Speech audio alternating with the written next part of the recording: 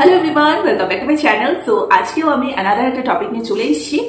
তো আজকের টপিকটা কিন্তু অনেক আমাকে রিকোয়েস্ট করেছিল এটার উপর একটা ভিডিও বানিয়ে দেওয়ার জন্য। সো আবারও বলবো, তোমরা যারা নতুন আমার এই চ্যানেলটা দেখছো তারা প্লিজ আমার এই চ্যানেলটাকে লাইক, কমেন্ট, শেয়ার, সাবস্ক্রাইব করে দাও।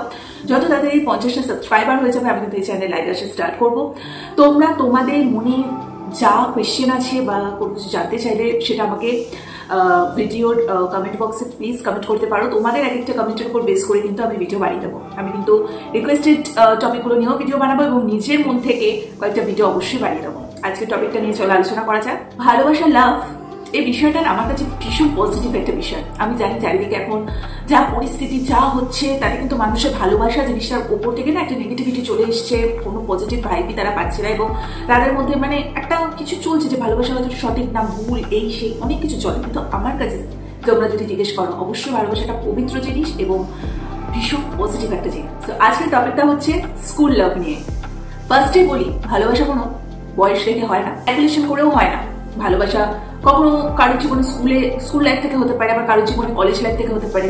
কেউ হয়তো বৃদ্ধকালে গিয়ে ভালোবাসা পাচ্ছে, কারো হয়তো কম বয়সে তারা ভালোবাসা পেয়ে যাচ্ছে, কেউ হয়তো বেশি বয়সে গিয়ে ভালোবাসা পাচ্ছে, কেউ হয়তো মাসখানেকের মধ্যেই হয়তো ভালোবেসে ফেলছে কাউকে, আবার কারোর হয়তো ভালোবাসা কয়েক বছর পরে গিয়ে হচ্ছে। ভালোবাসা আলটিমেটলি এমন একটা টপিক যা অত হিসেব নিকেশ করে হয় না। অবশ্যই যারা জেনুইন ভালোবাসে সেসব মানুষজনদের কথাই বলছি।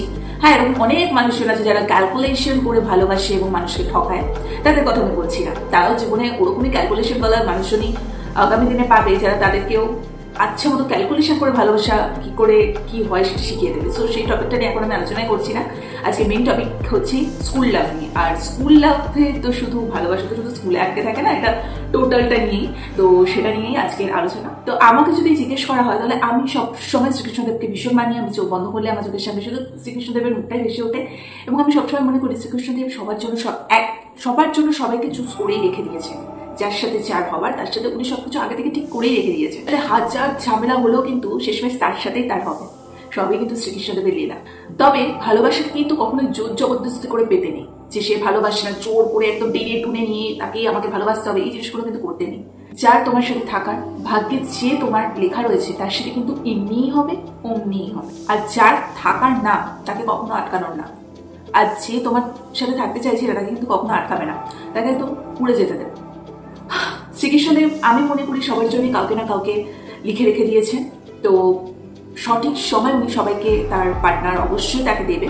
তাই ভালোবাসা নিয়ে অত বেশি চিন্তা করে অত বেশি মাথা ঘামিয়ে লাভ নেই। যারা রিলেশনে আছো আগিয়ে যাও, কোনো ক্যালকুলেশন করে নাও, নিঃস্বার্থভাবে ভালোবাসো। আর যদি দেখছো সেই ভালোবাসাটা ব্রেকআপ হয়ে যাচ্ছে তাহলে সেটাকে যেতে দাও। সবসময় এটা মনে করবে যা হয় ভালোর জন্যই হয়, তোমার জন্য সেই সঠিক মানুষটা ভগবান রেডি করেই রেখেছে, তার জন্যই হয়তো যেটা দিয়ে তোমরা যাচ্ছ সেটা ব্রেকআপ হয়ে গেছে। যখন যে আসে তখন সে ঠিকই আসবে। তো আবারও লাস্টেটাই বলবো, হরে কৃষ্ণ, রাধে রাধে। তো ভগবানের নাম জপ করতে থাকো, সবসময় ভগবানকে ডাকতে থাকো, উনি সব কিছুর সমস্যার সমাধান করে দেবে। আলটিমেটলি আমাদের নিজের কি আছে, আমাদের তো কিছুই নেই, সবকিছু তো উনি মানে সৃষ্টি করে পাঠিয়েছেন, আমাদেরকে সৃষ্টি করেছেন এবং আমরা যা যা কর্ম করছি পজিটিভ সমস্ত কিছুতেই উনি কিন্তু সাথ দেয়। পজিটিভ কর্মে অবভিয়াসলি মানে কর্মটা সৎ হতে হবে, সৎকর্মে কিন্তু ভগবান শ্রীকৃষ্ণদেবকে সবসময় তোমরা পাশে পাবে। কাউকে ঠকিও না। ভালোবাসা ভীষণ নিঃস্বার্থ এবং ভীষণ পজিটিভ একটা পবিত্র জিনিস। এর থেকে ভালো জিনিস আমার মনে হয় না কিছু হতে পারে বলে। তো নেগেটিভিটিকে একদম মনে জায়গা দিও না। তুমি সবসময় অনেস্ট থাকবে, দেখবে তোমার সাথে অনেস্টি জিনিসটাই হচ্ছে। এখন যদি তুমি ছকবাজি করো, কোনো মানুষকে ঠকাচ্ছ রিলেশনশিপে থেকে, একজনের সাথে থাকাকালীন 10 জনকে নিয়ে ঘুরে বেড়াচ্ছ, তুমি তোমার কর্মের ফল পাবে। সেখানে তো ভগবানকে দোষ দিয়ে বা ভালোবাসার উপরে নেগেটিভিটি নিয়ে এসে কোনো লাভ হবে না। সবসময় পজিটিভ থাকো, ভালো কর্ম করো, ভগবানের নাম জপ করো।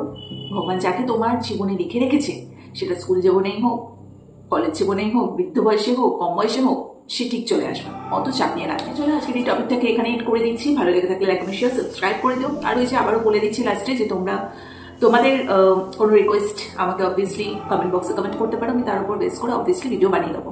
আর আমার এই চ্যানেলটা কিন্তু এগিয়ে নিয়ে যেতে তোমরাই হেল্প করবে। সো যত বেশি করে সাবস্ক্রাইব করবে আমারই ভালো, তোমাদের কাছে আরো বেশি আমি পৌঁছে যেতে পারবো। সো চলো আজকের মতো এখানে টাটা।